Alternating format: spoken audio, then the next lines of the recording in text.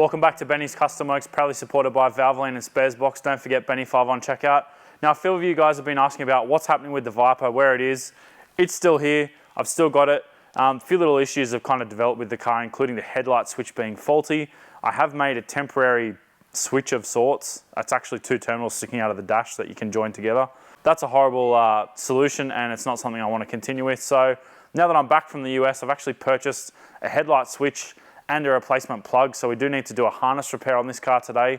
Now I'm hoping to actually repin a lot of the plugs into the new connector and only replace and repair the damaged wires. However, I'm not sure how that's going to pan out. So the first thing we're going to have to do today is pull the lower half of the dash apart, give it a bit of an assessment, and then judge on what that repair requires. So let's dive on in. Yeah, it was the only thing I had in the US that I was like, they do it better here. The food was just different.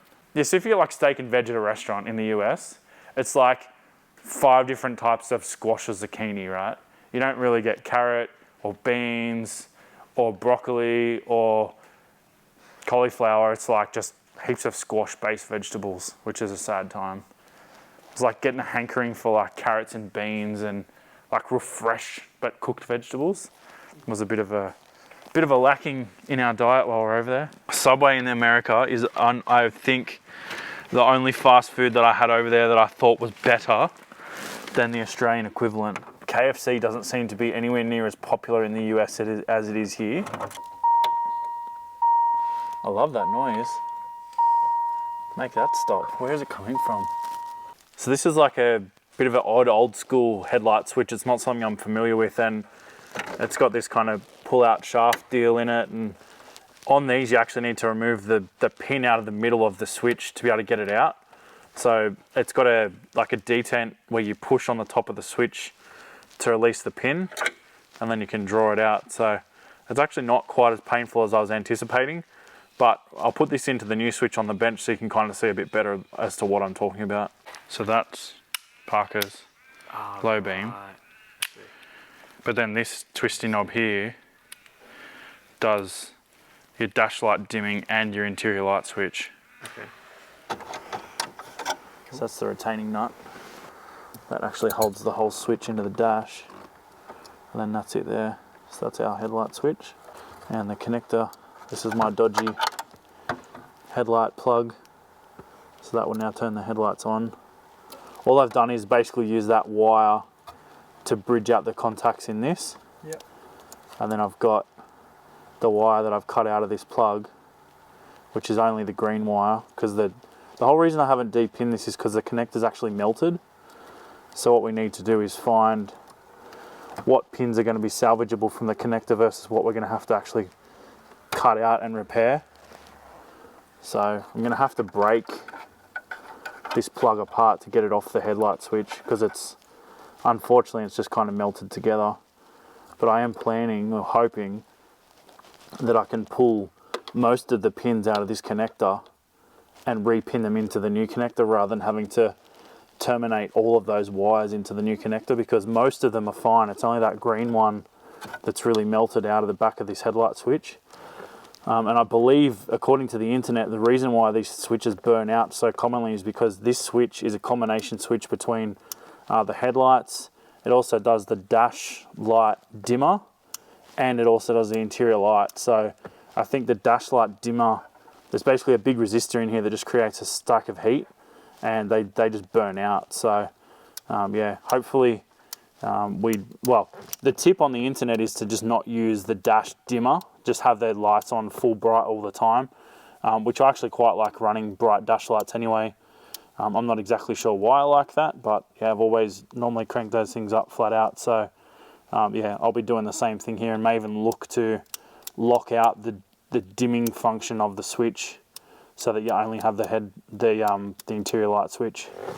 But we're gonna have to bust this thing apart now so we can get the connector out and hopefully salvage some wires. It's a shame you gotta basically kill it to get it apart. You'd imagine that it'd probably, that's not that bad actually. You can see that the switch is all melted and you can see where it's been hot, which is that tang there. It's all kind of got hot through here, and oh yeah, look at that.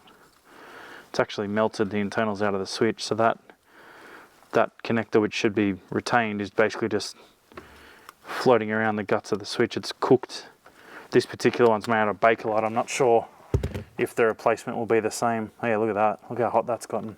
Hopefully we can actually still take that terminal retainer out, because if we can't get that red piece out, it may mean that we can't get the pins out of this connector. So fingers crossed. The next thing actually will be if the pins are even the same across the connectors, because that plug is not a genuine Chrysler part, it's aftermarket. So we'll put these things side by side and make sure that they're actually cross compatible before diving in and breaking stuff, but fingers crossed.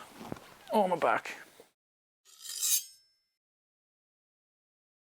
I mean, worst case, we're just going to have to re-terminate that whole connector, but which may happen because I can't tell if we're going to be able to swap the pins across.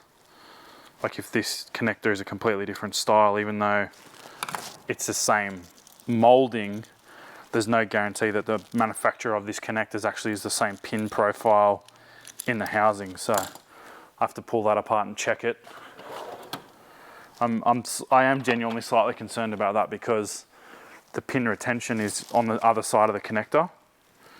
So there's every chance that this is a totally different deal. So what I'm worried about is that these pins maybe won't come out in the same way. So if these pins are held into the connector differently, it means we'll have to actually join all of these wires to the wiring harness rather than the couple that are melted. So I'm really hoping that we can reuse most of the factory connectors or most of the factory pins in the aftermarket connector.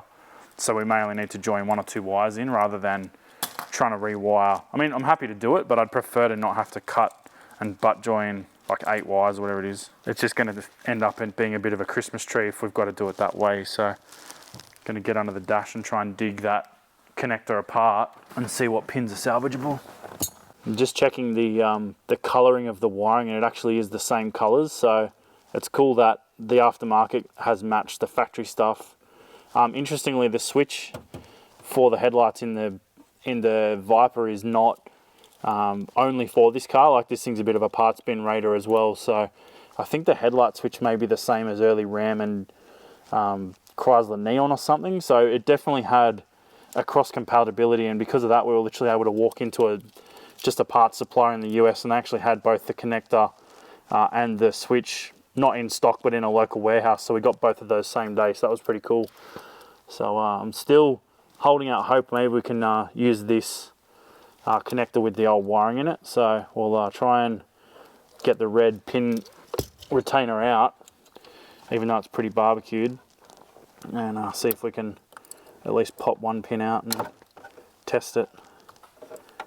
Definitely going to be a break it out type of a deal, not a get it out neatly. The good thing is at least I can just pull these pins out and put them in that connector. Oh, okay, cool. Like, well, as long as that works. Yeah, yeah. Because it's colour to colour. The slightly good thing is I think the red plastic is different to the black plastic, so they shouldn't technically have melted together. They both melted, but hopefully they haven't actually bonded. Yeah. So it looks like none of the pins are actually going to go in there. So unfortunately my original plan isn't going to work. The OEM pins and the original connector are a completely different family of connector. So even though it looks the same as far as the molding and the pin layout go, the physical terminals are completely different. So I'm going to go to my terminal kit and see if they're going to be close enough to be retained in here.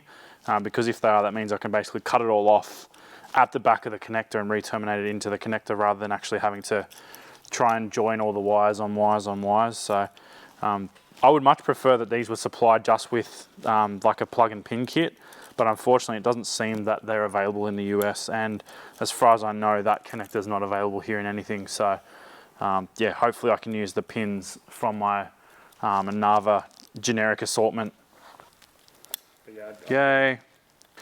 Well, that's a win. The pin will fit both the switch and the connector, so that means that we can actually pull all of these out.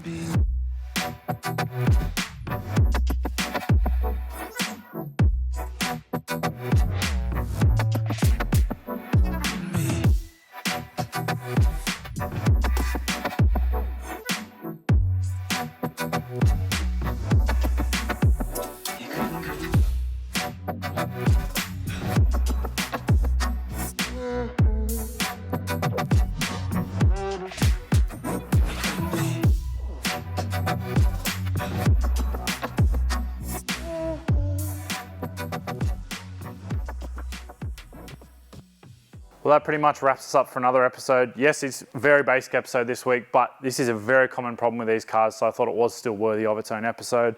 Also, it's always worth filming the Viper when it's out. So yeah, hopefully anyone who's looking to replace their headlight switch in the Viper, this shows you how to do it.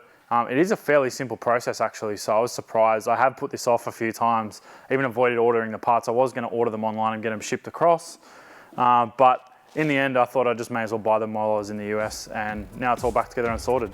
Thanks for watching, guys. We'll see you next time.